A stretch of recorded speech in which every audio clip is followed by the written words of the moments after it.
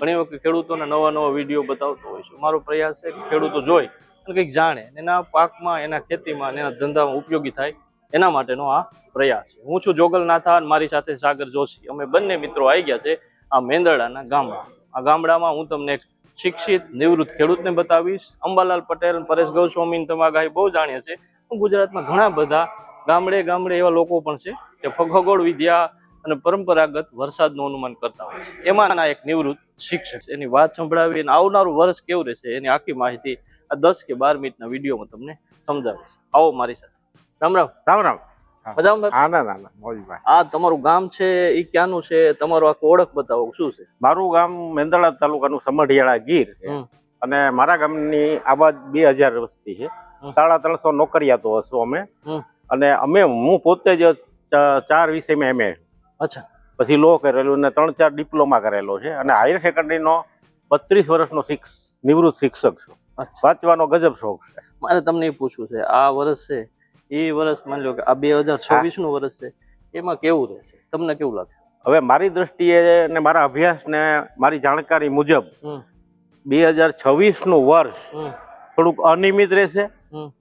8 થી 10 આની વર્ષ, 40 થી 42 ઇંચ વરસાદ અને વરસાદના ટોટલ દિવસો 45 રહેશે. પાક પાણીમાં મગફળીનો પાક નબળો રહેશે અને ધાન્ય પાકો અને કઠોળ પાકની અંદર સારું રહેશે. અચ્છા. આ દરિયા કિનારાના વિસ્તારો છે એમાં કેવું રહેશે? દરિયા કિનારામાં ભાવનગરમાં વરસાદની શરૂઆત થશે. અચ્છા. પછી એક પોરબંદરનો વિભાગ થોડોક નબળો રહેશે અને જામનગર સાઈડનો જે વરસાદ છે એ કટકે થશે આ અનુમાન છે. અને એક વાવાઝોડું કદાચ ઓગસ્ટની શરૂઆતમાં આવે તો એની સીધી અસર પોરબંદર ઉપર પડશે. અચ્છા. આમ બેઝિકલી અત્યારે શરૂઆત તો એક્ટિવિટી વહેલી બતાવે છે. એનું શું રહેશે? તો મારી દ્રષ્ટિએ મેં વાત કરી અધિક મહિનો અને વૈશ્વિક યુદ્ધોને કારણે થોડુંક વર્ષ નબળું જશે. ને ભલે એક્ટિવિટી વધી છે, કદાચ સ્ટોપ થઈ જાય, સ્થગિત થઈ જાય, પણ મારી દ્રષ્ટિએ તારીખ 26, 27, 28 ઓલ સૌરાષ્ટ્ર ગુજરાતની અંદર વાવણી જોગો વરસાદ થઈ જશે. અચ્છા. વચ્ચે ક્યારે ગેપ પડશે? હા. ક્યારે? જુલાઈના વચલા ભાગની અંદર વરસાદની ખેંચ રહેશે. ઓગસ્ટનો છેલ્લો ભાગ અને પાછળનો જે વરસાદ છે સપ્ટેમ્બરની આજુબાજુ એમાં વરસાદ પૂરતા પ્રમાણમાં રહેશે. ઘઉં થશે એટલો વરસાદ પાણી લાયક થઈ જશે? નહીં, પાણીની રહે અને શિયાળુ પાક જે છે એ સિઝન પૂરતું પાણી રહેશે. અચ્છા. એટલે અત્યારનું જે પાણી છે એવા પ્રમાણમાં નહીં રહે. પાણીની ખેંચ રહેશે. આમ એવું તમારામાં આ વખતે ગઈ વર્ષેમાં આ વર્ષમાં બેમાં શું ડિફરન્સ જોવા મળ્યો? પેલા વખતે આવું હતું, આ વખતે આવું છે શું? ગયા વર્ષમાં દિવાળી પછીનું માવઠું પડ્યું 15-20 દિવસ, એટલે વરસાદના પ્રમાણમાં આપણા એરિયામાં પાણીનું પ્રમાણ સારું. આજે તલ અને ઓરવેલ માંડવી એવો થઈ જશે. એ પ્રમાણમાં આવતું વર્ષ નહીં થઈ શકે. પાણીની ખાજ રહેશે. વરસાદ અનિયમિત થવાનો. જ્યાં થશે અને જ્યાં ખાજ રહી જશે ત્યાં રહી જાય. અચ્છા. પછી બીજા કોઈમાં હાવ મિનિમમ વરસાદ થશે એવું બનશે? આપણે ભૌગોલિક રિજનલ ગુજરાતમાં ઉત્તર ગુજરાત જે વાત કરો છો, કદાચ મારી દ્રષ્ટિએ કચ્છમાં વરસાદનું પ્રમાણ ઓછું રહેશે. અચ્છા. બરાબર. કોઈ બીજા ભૂતકાળમાં કોઈ એવા વર્ષ આવ્યા હતા એ વર્ષ જેટલો થશે એવું અનુમાન કરું કે આ 1984 જે વરસાદ પડ્યો હતો એ ટાઈપનો થશે. 1984? હા. ઘાસ સારો થયો હતો, પાણી પીવા મળ્યું હતું, પણ લાંબા પિયત નહોતા થયા, એવું નહીં બને. અચ્છા.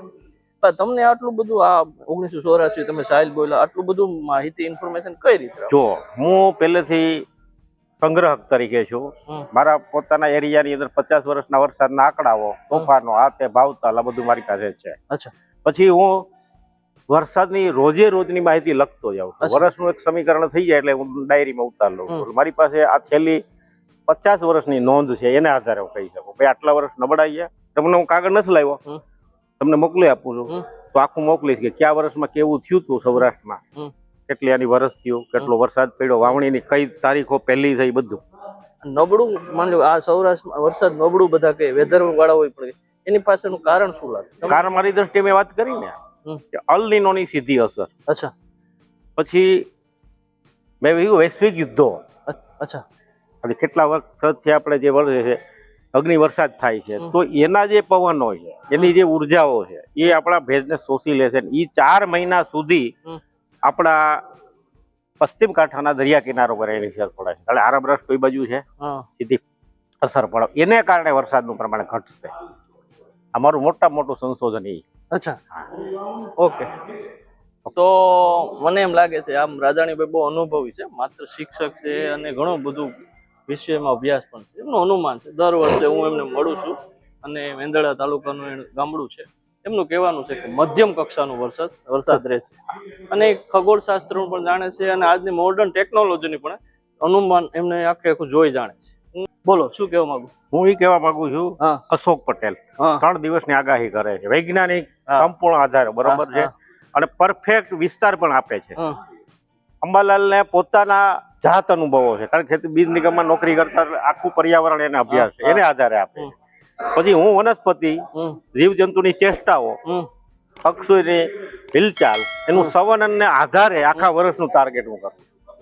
ઓકે, આ એનો બેઝ હતો. 30 વર્ષ ત્યાં કરું છું. 30 વર્ષ ત્યાં કરે છે. બસ આટલું. જય જય ગરવી ગુજરાત.